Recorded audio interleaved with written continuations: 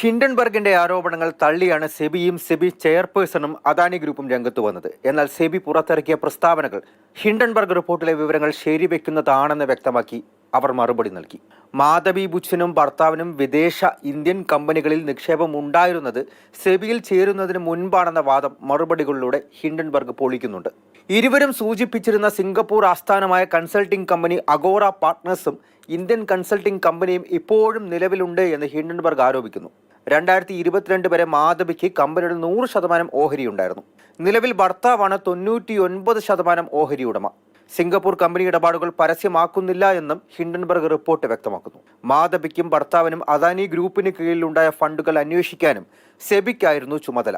ഈ ആരോപണങ്ങൾ മുൻനിർത്തി ഹിൻഡൻബർഗ് ചില ചോദ്യങ്ങൾ ഉയർത്തി സെബിയെയും സെബി ചെയർപേഴ്സണെയും വെല്ലുവിളിക്കുകയാണ്. ഒന്നാമത്തേത്, മാധവി ബുച്ചൻ്റെയും ഭർത്താവിൻ്റെയും വിദേശ ഇന്ത്യൻ നിക്ഷേപങ്ങളുടെയും ഫണ്ടുകളുടെയും പൂർണ്ണമായിട്ടുള്ള വിവരം പുറത്ത് വിടുമോ എന്നുള്ളത്. രണ്ടാമത്തേത്, ഹിൻഡൻബർഗ് റിപ്പോർട്ടിൻ്റെ അടിസ്ഥാനത്തിൽ പൂർണ്ണമായിട്ടുള്ള സുതാര്യമായിട്ടുള്ള അന്വേഷണം നടത്തുമോ, ആ അന്വേഷണത്തിന് തയ്യാറാകുമോ എന്നുള്ളൊരു കാര്യം കൂടി.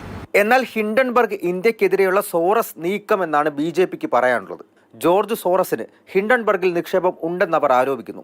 ഇന്ത്യയുടെ ഓഹരി വിപണി തകർക്കുന്നു എന്ന് കുറ്റപ്പെടുത്തി നിലപാട് വ്യക്തമാക്കി. ഹിൻഡൻബർഗ് ഇഫക്റ്റിന് പിന്നാലെ അദാനി ഗ്രൂപ്പിന്റെ ഓഹരിയിൽ ഇടിവുണ്ടായി. 2 മുതൽ 8% വരെ ഇടിവ് രേഖപ്പെടുത്തി. അദാനി ഗ്രൂപ്പിന്റെ കീഴിൽ ലിസ്റ്റ് ചെയ്തിരിക്കുന്ന 10 കമ്പനികൾക്കാണ് ഓഹരിയിൽ ഇടിവ് സംഭവിച്ചത്. നിഫ്റ്റിയും സെൻസെക്സും പിന്നീട് ലാഭത്തോടെ മാർക്കറ്റ് ക്ലോസ് ചെയ്തപ്പോൾ അദാനി ഗ്രൂപ്പിൽ ചെറിയ ഇടിവ് തുടർന്നു. മാതൃഭൂമി ന്യൂസ്, ഡൽഹി.